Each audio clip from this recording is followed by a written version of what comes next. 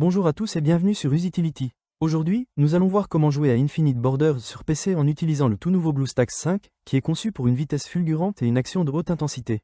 Nous pourrons facilement télécharger et installer Infinite Borders et profiter du jeu sur notre PC Windows avec un clavier, une souris et un grand écran grâce à BlueStacks 5, qui est l'émulateur Android que nous recommandons pour jouer à Infinite Borders. Alors sans plus attendre, passons à l'action. Pour commencer, les amis, la première action à faire est de lancer notre navigateur web préféré. Nous avons à l'écran celui que nous préférons. Rendons-nous à la prochaine URL que je surligne avec du vert. Vous la voyez sur mon écran. Vous n'aurez pas besoin de taper quoi que ce soit, car vous avez un lien à cliquer dans la description de cette vidéo et dans le tout premier commentaire épinglé. Après avoir cliqué sur le lien, nous arrivons à cet endroit sur le site de BlueStacks qui est simplement l'émulateur pour Android dont nous allons nous servir pour jouer à Infinite Borders sur notre ordinateur Windows. Comme vous pouvez le voir à l'écran, l'usage de l'émulateur présente de nombreux avantages. Contrôle personnalisable, instances multiples, synchronisation de toutes les instances, macros, scripts, FPS élevé, et j'en passe. Il est grand temps de commencer le téléchargement de Infinite Borders en cliquant sur le bouton Jouer sur BlueStacks que j'ai marqué avec du vert. Nous faisons donc un clic de souris sur le bouton de téléchargement. À ce stade, le téléchargement démarre et se termine aussitôt. Voilà, notre téléchargement est terminé. C'est un fichier exécutable. Notre prochaine étape est de lancer l'installateur, donc nous allons cliquer sur le fichier à exécuter. Si nous avons un ordinateur sous Windows 10, il nous sera demandé la permission d'apporter des changements à l'appareil. Nous devons répondre oui. Je réduis le navigateur pour mieux accéder à l'installateur. Ce programme d'installation est très sommaire. Il se compose de deux options, installer et configurer le chemin. Je vais vous expliquer à quoi sert configurer le chemin. Il vous de cliquer dessus. Et en partant de là, nous voyons que nous avons ici le chemin exact où l'émulateur sera installé. Si nous avons besoin de changer ce répertoire, il nous faut cliquer ou double-cliquer sur le bouton « Sélectionner le chemin ». Maintenant, nous optons pour un autre dossier et installons l'émulateur là où nous voulons.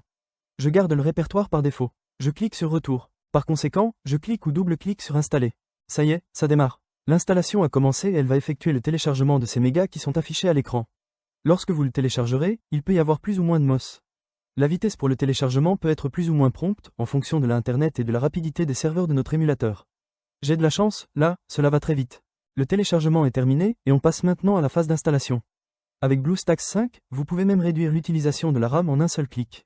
C'est particulièrement utile si vous rencontrez des problèmes de performance. En outre, vous pouvez activer le mode écho pour profiter d'une utilisation du CPU réduite de 87%, d'une utilisation du GPU réduite de 97% et d'un multitâche plus facile.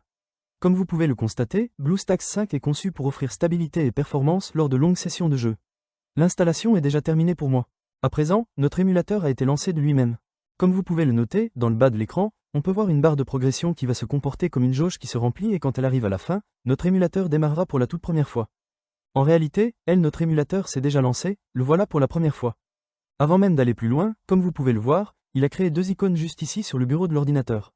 Le BlueStacks et le BlueStacks multi-instance. Veuillez mémoriser que l'icône BlueStacks est la seule qui nous sera utile.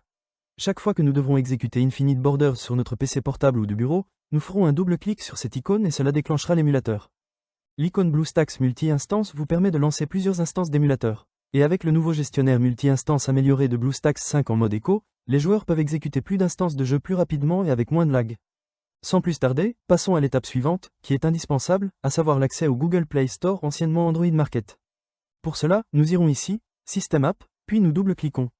De plus, nous devons cliquer sur Google Play Store. Comme vous pouvez le noter, le Google Play s'est lancé. Maintenant, nous devrons nous identifier. Dès lors que nous sommes ici, nous sommes tenus de faire l'étape suivante qui se trouve être requise. Aussi nous cliquons sur Connexion. Désormais, il annonce Checking Info. Il arrive parfois que ça reste bloqué sur ce stade et qu'il n'avance pas. Si vous êtes confronté à ce blocage, vous pouvez essayer de vous reconnecter dans 2 ou 3 heures alors le problème sera probablement résolu. Désormais, il nous faut entrer notre adresse mail et le mot de passe correspondant. Cet email devra être un email Gmail plus le mot de passe correspondant. En outre, vous pouvez employer exactement la même adresse mail que celle dont vous vous servez actuellement pour vous connecter à votre compte YouTube. Donc je vais donc taper mes informations et je reviendrai dès que je l'aurai fait. Ça y est, les données ont été entrées. Désormais Google nous reçoit dans son célèbre magasin d'app et nous propose les conditions d'utilisation. Nous devons donner notre accord en cliquant gauche sur « J'accepte ».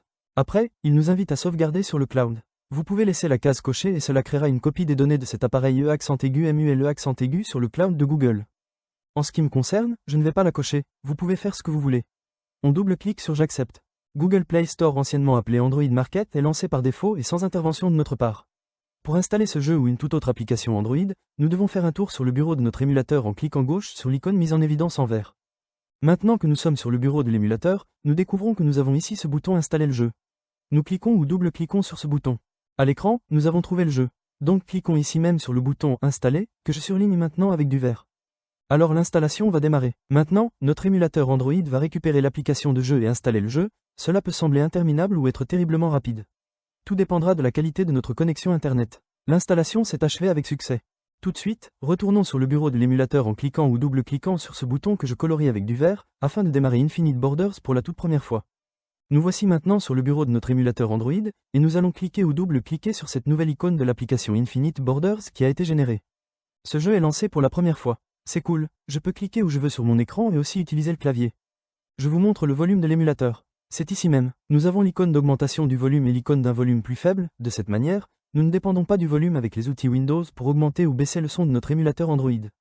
Et là, pour profiter au maximum de l'expérience, nous avons la possibilité d'allumer notre moniteur externe ou écran d'ordinateur. Pour cela, nous avons deux possibilités. Je vous présente la première fois où nous cliquons ou double-cliquons sur l'icône que je vous mets en évidence en vert. Puis maximisons l'écran en laissant une bordure en haut, une à droite et une tout en bas. Quand on souhaite profiter du jeu ou une toute autre appli Android en plein écran, on peut cliquer sur cette icône. Et en partant de là, nous aurions la possibilité de profiter du jeu en mode plein écran.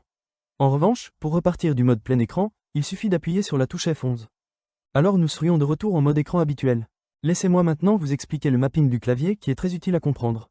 De cette façon, nous pourrons nous servir du jeu encore plus aisément.